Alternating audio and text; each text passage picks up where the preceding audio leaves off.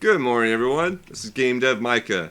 Please give me a follow, huh? Give me a subscribe here on YouTube, right? I'm on Twitter on Game Dev Micah, and as soon as I got about 5,000 people over there, as soon as I get about 5,000 subscribers here, it's kind of hard to justify having to go over there and deal with that guy. Except for I love the people there, so I like posting things like primarily focusing on these YouTubes, getting this 4K stuff out, and then just throwing the link over there to have small conversations on Twitter. So yeah, please, I'm on Twitter daily still. So hit me up as Game Dev Micah. Also, I'm on LinkedIn. We'll be growing that, plus primarily focusing on this YouTube. On LinkedIn, I'm Micah Berninghausen, and I'm on Blue Sky as well as Game Dev Micah. So TearUp, my destruction game or destruction engine. Thanks for about 10,000 views on the Devlog 5, where we talked about just basically everything, drove through or flew through as a superhero, where now we're driving around as a bus.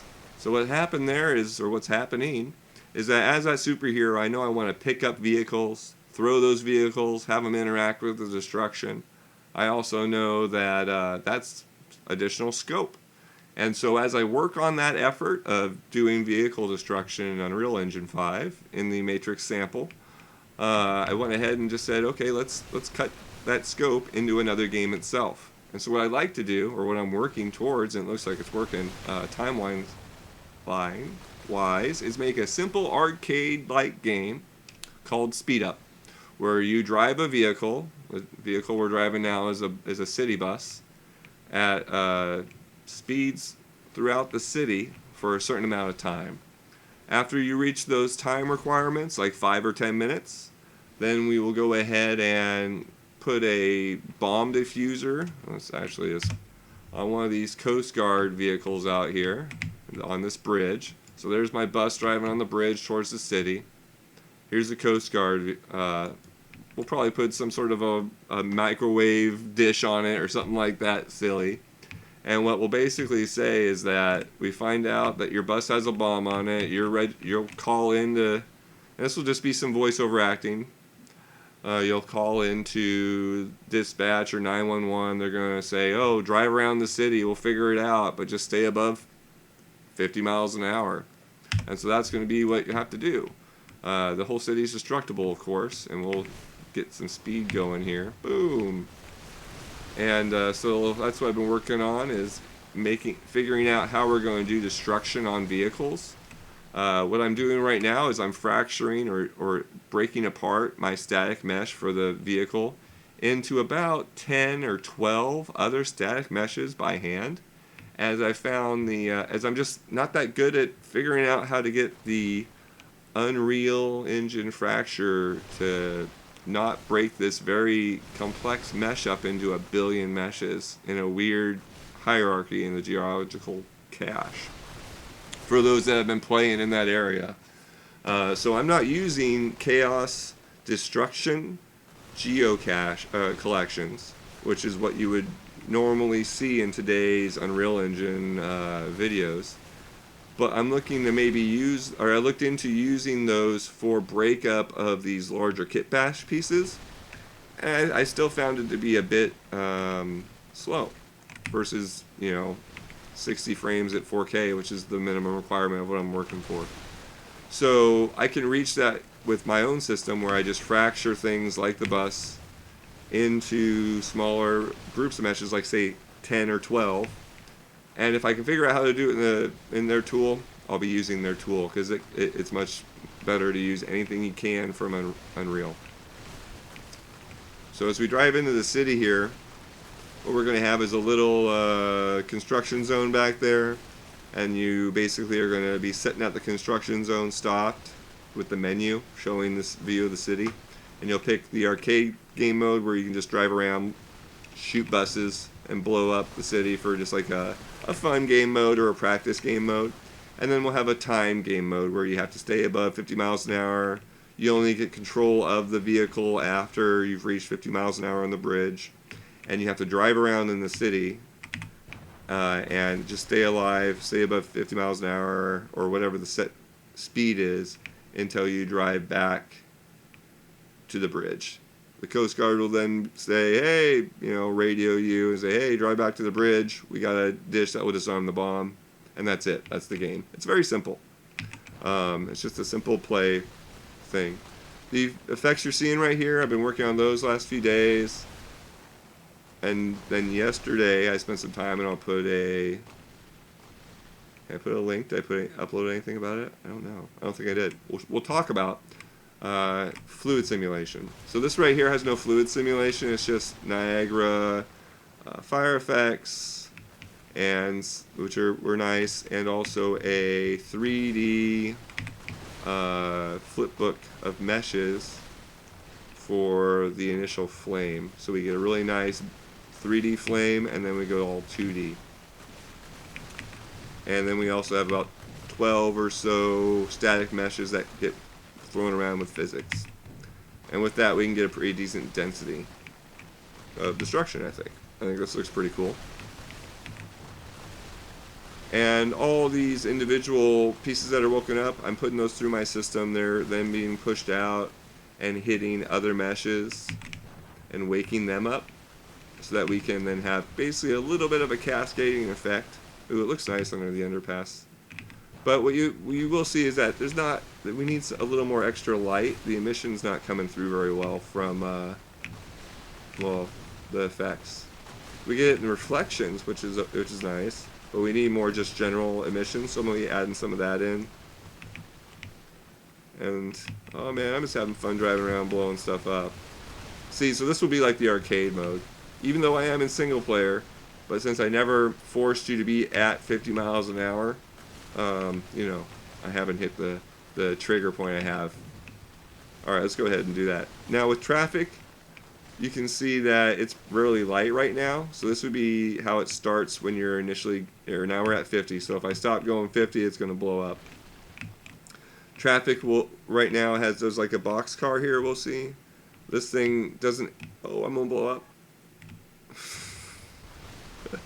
So we'll spawn back on the bridge. So I have that little spawn route working.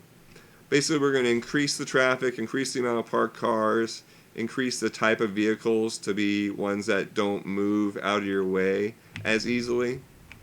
And that's going to be the game. It will be, you drive into the city on the bridge like this. It's timed.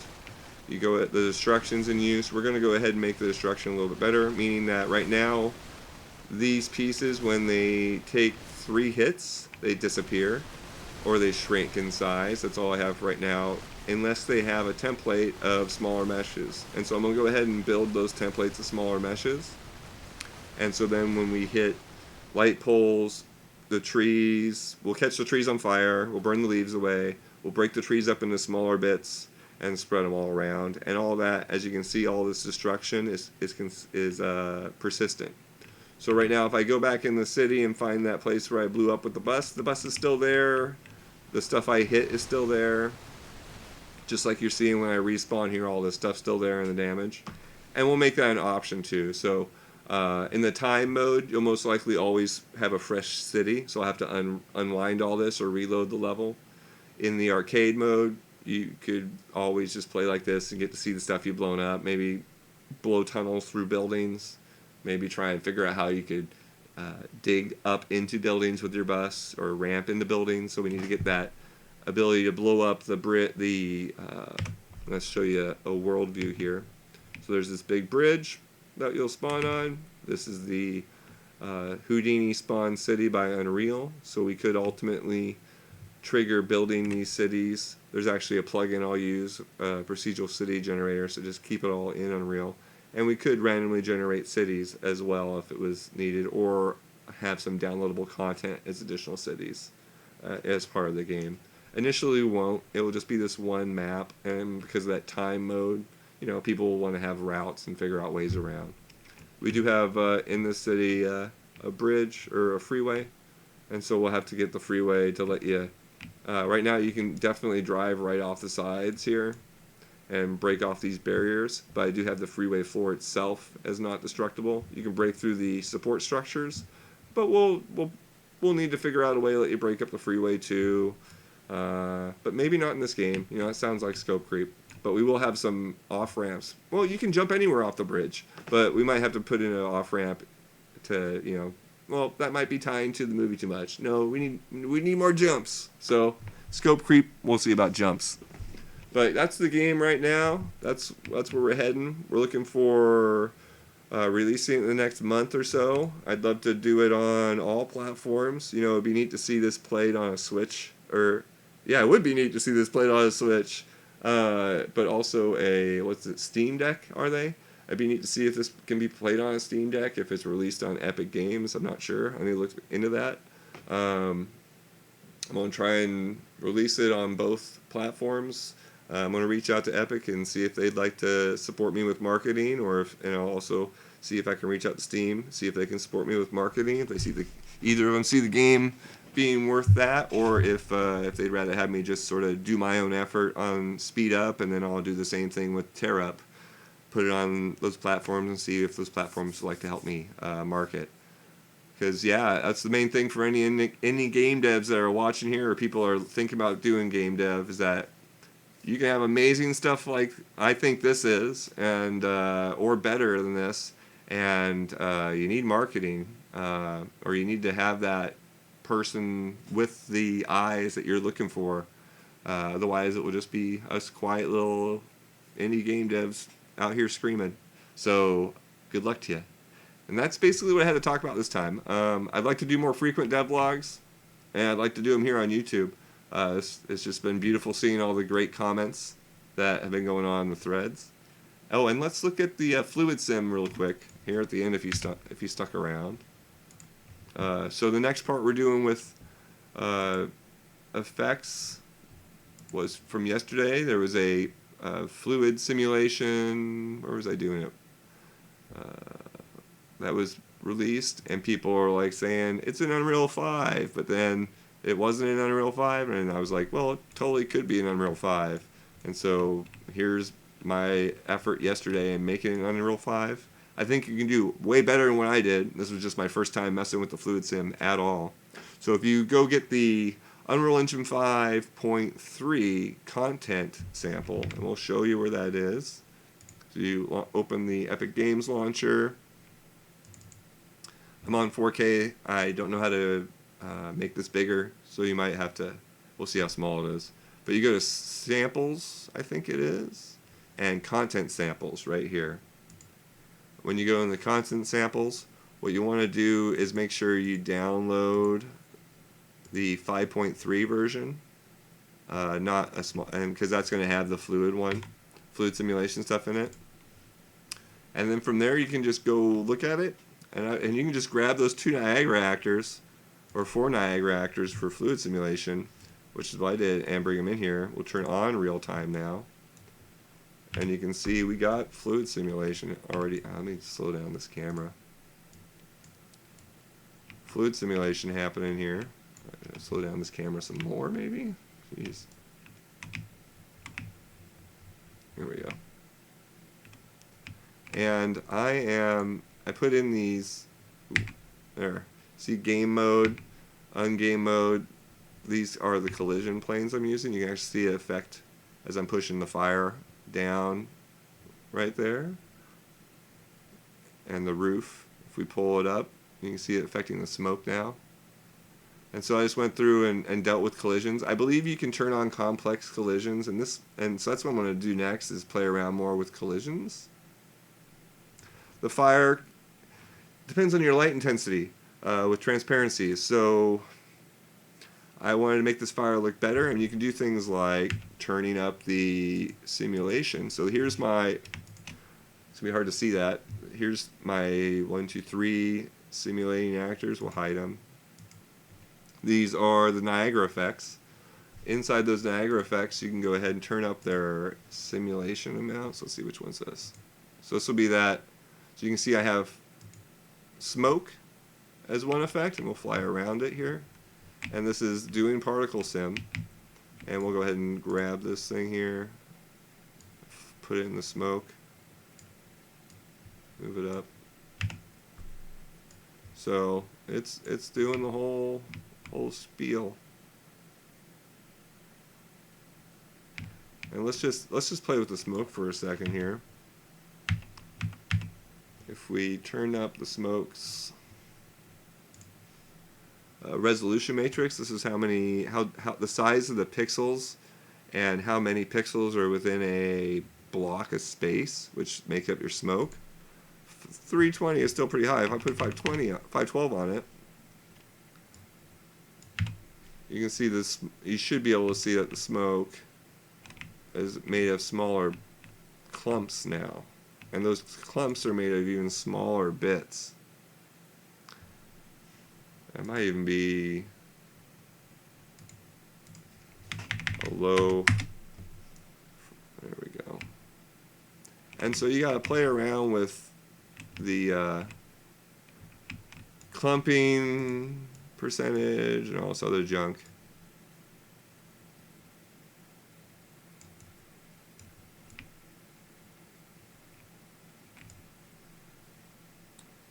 Ooh. I think you can kind of see where the collision starts to fall apart there. And let's turn the simulation detail or clumps smaller, right? So from 512, let's turn it to 256. Now you can start to see that the smoke, I say, you know, it starts to not look as real, but it definitely looks smoother and more blended, right? If we put it at like 100 instead of 256 down to 100, how does that work? How does it work?